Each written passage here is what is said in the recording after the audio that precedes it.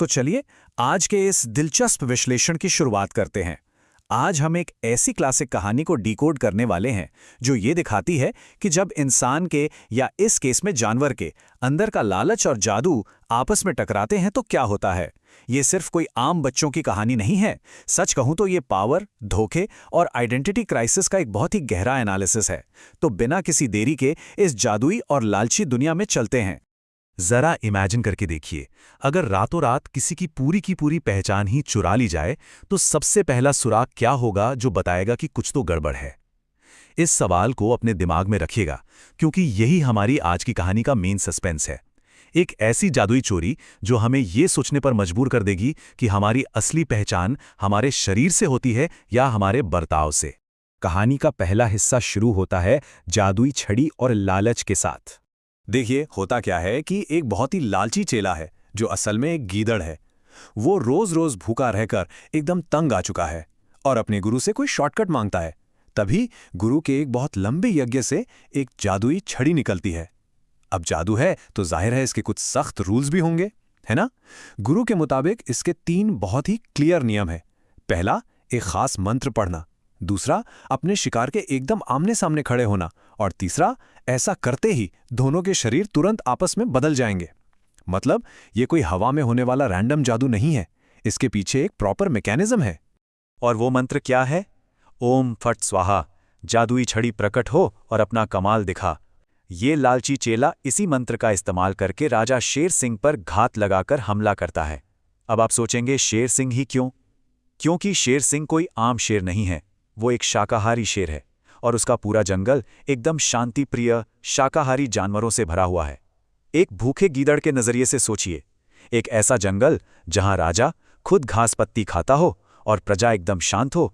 भाई, एक नकली राजा बनकर राज करने और रोज दावत उड़ाने के लिए इससे परफेक्ट जगह और क्या हो सकती है। और यहीं से शुरू होता है रूप बदलने का ये बड़ा धोखा। जैसे ही वो जादुई मंत्र अपना काम करता है, पलक झपकते ही पूरा गेम पलट जाता है। वो लालची गीदड़ राजा शेर सिंह के शरीर में घुस जाता है और असली राजा को उस चेले के गीदड़ वाले शरीर में ढकेल दिया जाता है। हद तो तब होती है जब असली राजा की याददाश्त भी पूरी तरह मिट जाती है। लेकिन एक बात है, आप बाहरी रूप तो बदल सकते हैं, पर फितरत कैसे बदलेंगे? यही वो शुरुआती सुराग थे जिन्होंने इस धोखे की पोल खोलना शुरू किया। जहां हमारा असली शेर सिंह एकदम प्योर वेजिटेरियन और शांत था, वहीं ये नया नकली शेर सिंह दरबार में आते ही मांस की डिमांड करने लगता है। और तो और वो अपने इतने पुराने और वफादार महामंत्री गजोदर हाथी के साथ बहुत ही बदतमीजी से बात करता है। मतलब बाहर से तो वो शेर लग रहा था, लेकिन अंदर से उसकी भूख और नीचता अभी भी पूरी तरह से गीदड़ की ही थी। अब जरा असली शेर सिंह की हालत पर नजर डालते हैं।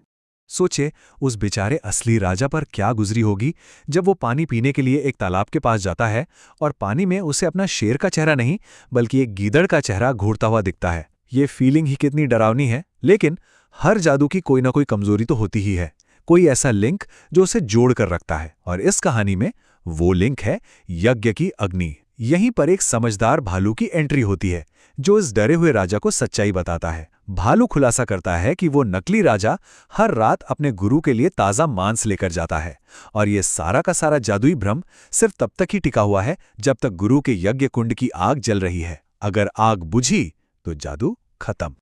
यहीं से शुरू होती है भालू की मदद और पलटवार की एक जबरदस्त योजना। भालू सिर्फ प्रॉब्लम ही नहीं बताता, वो एक पूरा सल्यूशन लेकर आता है। वो उस डरे हुए राजा को समझाता है कि डर कर बैठने से पूरा राज्य बर्बाद हो जाएगा, हमें लड़ना होगा। और इनकी स्ट्रैटेजी देखिए कितनी सटीक है। वो उस ताकतवर गुरु से सीधे जादू टोने से नहीं भिड़ने वाले। इसके बजाय प्लान ये है कि रात के अंधेरे में गुरु के कैंप में घुसा जाए। भालू पीछे से एक सरप्राइज अटैक करेगा ताकि गुरु का ध्यान भटके। और ठीक उसी वक्त शेर सिंह का सिर्फ एक ही टारगेट होगा, सीधे उस यज्ञ की अग्नि को बुझाना। मतलब जादू से नहीं, सीधे जादू के सोर्स पर वार करना है। चलिए देखते हैं कि इस अग्नि को बुझाने वाला ये क्लाइमैक्स कैसे अनफोल्ड होता है। रात के बिल्कुल घने अंधेरे में जब गीदड़ के शरीर वाला शेर सिंह उस यज्ञ कुंड के पास पहुंचता है तो गुरु की नींद खुल जाती है। गुरु उसका खूब मजाक उड़ाता है कि तुम मेरा क्या बिगाड़ लोगे। लेकिन गुरु को ये नहीं पता था कि ये कोई आमने सामने की लड़ाई नहीं बल्कि एक बिछाया हुआ जाल है। घटनाएं एकदम तेजी से घटती हैं। पहले भालू पीछे से गुरु पर जोरदार हमला करता है। गुरु जैसे ही हड़बड़ाकर पलटता है, शेर सिंह पूरी ताकत से यज्ञ कुंड की तरफ दौड़ पड़ता है और बिना एक सेकंड भी वेस्ट किए वो उस पवित्र लेकिन गलत इस्तेमाल हो रही अग्नि को बुझा देता है। और बस जैसे ही आग बुझती है, वो सारा जादुई भ्रम शीशे की तरह टूट जाता है और पल भर में सबके असली शारीरिक रूप वापस आ जाते हैं। अब आते हैं लालच के इस फाइनल रिजल्ट पर। वापस जंगल के राजदरबार में चलते हैं, जहां वो नकली राजा बड़े मजे से सिंहासन पर बैठा था। अचानक सबके सामने वो वापस एक गीदड़ में बदल जाता है। आखिर कोई भी जादू या शॉर्टकट असलियत को हमेशा के लिए तो नहीं छिपा सकता ना। अंत में वो चेला पूरे राजदरबार के सामने एक गीदड़ के रूप में बुरी तरह बेनकाब हो जाता है। हमारे असली राजा शेर सिंह को न सिर्फ अपना असली रूप वापस मिलता है, बल्कि उनका सिंहासन और सम्मान भी लौट आता है। और इंसाफ देखिए, उन धोखाधड़ी करने वाले गुरु और उसके लालची चेले दोनों को उनके किए की सजा मिलती है और उन्हें जेल में डाल दिया जाता है। तो इस पूरे विश्लेषण के अंत में हम एक बहुत ही गहरे सवाल पर आकर रुकते हैं। क्या धोखे और शॉर्टकट के जरिए हासिल किया गया कोई भी राज्य या कोई भी सफलता कभी सच में परमानेंट हो सकती है? ये कहानी हमें बहुत ही खूबसूरती से याद दिलाती है कि लालच की बुनियाद पर खड़े किए गए भ्रम के महल सच्चाई की एक छोटी सी चोट से भरभरा कर गिर जाते हैं। इसी विचार के साथ आज का हमारा ये विश्लेषण यहीं खत्म होता है।